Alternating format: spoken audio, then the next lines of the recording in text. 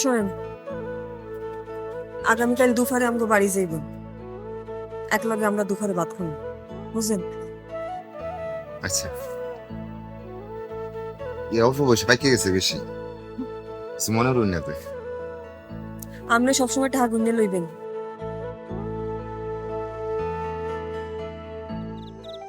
কোহিনুর আপু,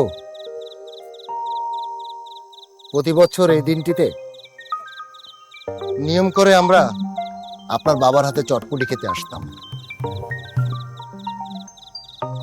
সেটা আজকে অতীত। তবে একটা কথা বলি কোহিনুর আপু, কোনো রাতে কোনো নারী, কোনো বধূ বা মাঝরাতে কোনো নগরবধূ যদি আপনার কাছে চটপটি খেতে আসে, আপনি খাইয়ে দিয়ে এই টাকাটা রাখেন। নেন, রাখেন। ভালোবাসা মোরে ভিখারি করেছে, তোমারে করেছে রানী।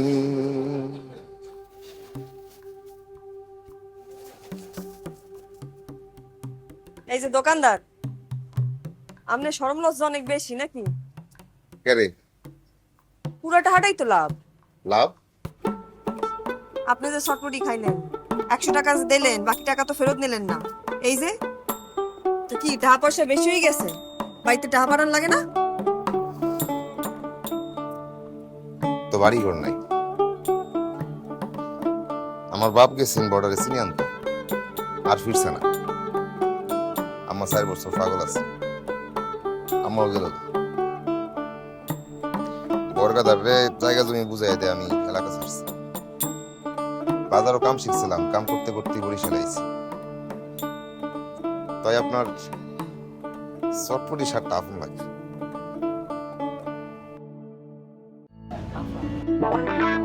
যা কাম কর।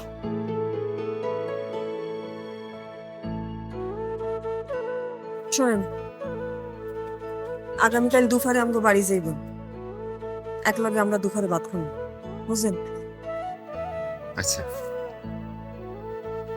এই অল্প বয়সে পাইকে গেছে বেশি, কিছু মনে রইল না তো। আপনি সবসময় টাকা গুনে লইবেন।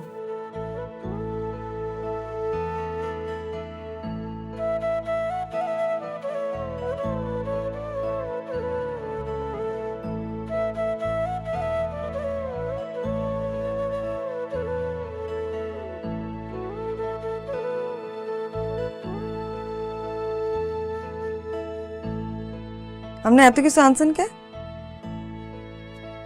এত কিছু কই,